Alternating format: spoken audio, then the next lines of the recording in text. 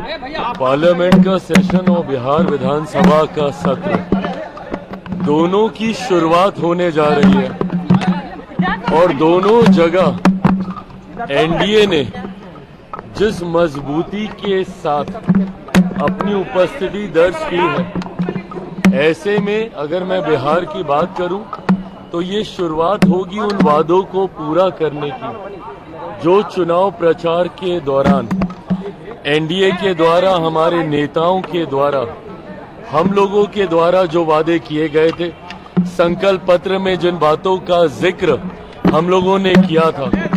आपने देखा होगा कि कैबिनेट की पहली ही बैठक में जिस तरीके से मुख्यमंत्री नीतीश कुमार जी के नेतृत्व में कई बड़े फैसले लिए गए, जिसमें से कुछ हम लोगों के मंत्री जिस विभाग की जिम्मेदारी संभाल रहे हैं, शुगर मिल की बात हो, ये तमाम विषय जो चुनाव प्रचार के दौरान हम लोगों ने वादे किए थे, उनको पूरा करने की जिम्मेदारी, जवाबदेही हम लोग के ऊपर है।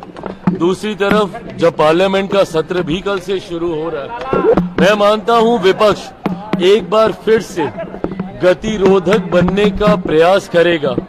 जिस तरीके से मॉनसून सत्र में बाधा डालने का प्रयास विपक्ष के द्वारा किया गया, उनके पास सिर्फ एक ही लक्ष्य अब रह गया है कि ना वो काम करेंगे ना किसी को काम करने देंगे। इसी भूमिका में विपक्ष बिहार में भी और यही भूमिका में केंद्र में भी विपक्ष ना काम करना है ना काम करने देना है। ये सोच गलत है विपक्ष की।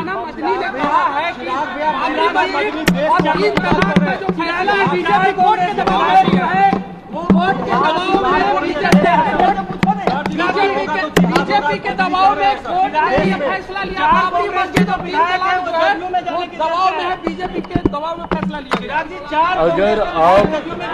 अगर आप न्याय प्रणाली पर भी भरोसा नहीं करेंगे तो ये गलत है ना।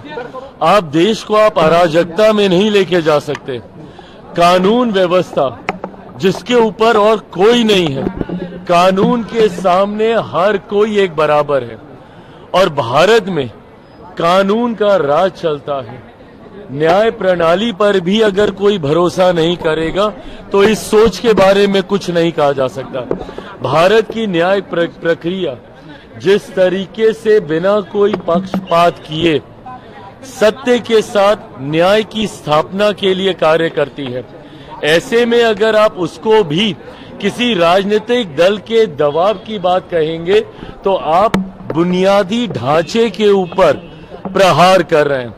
आप न्यायिक ढांचे पर प्रहार करके कहीं ना कहीं अराजकता का माहौल देश में उत्पन्न करना चाह रहे हैं। तुष्टीकरण की राजनीति से आप भेदभाव की भावना को भड़काने का प्रयास कर रहे हैं, ये गलत है। जेडीयू के साथ जाने की बात हो रही है, तेजस्वी ने बैठक कांग्रेस के विधायक नहीं पहुंचे। देखिए, मुझे नहीं पता कि कौन किसके साथ जाने की सोच रख रहा है, नहीं रख रहा है। एनडीए अपने में इतना ज्यादा मजबूत है, 200 से ज्यादा सीटें जीतकर हम लोग का गठबंधन है। ऐसे में मैं जरूर मानता हूं कि कई ऐसे विधायक हैं जिनको इस बात का एहसास है कि संभवतः एनडीए के साथ जुड़कर ही वो अपनी सोच या बिहार के विकास को या अपने क्षेत्र के विकास को वो गति दे पाएंगे। ऐसे में कई विधायक गाहे बगाए हम लोग के भी संपर्क में हैं जो प्रधानमंत्री नरेंद्र मोदी जी की सोच के साथ जुड़ना चाहते हैं, मुख्यमंत्री नीतीश कुमार जी के नेतृत्व के साथ जुड़ना चाहते हैं। कब कौन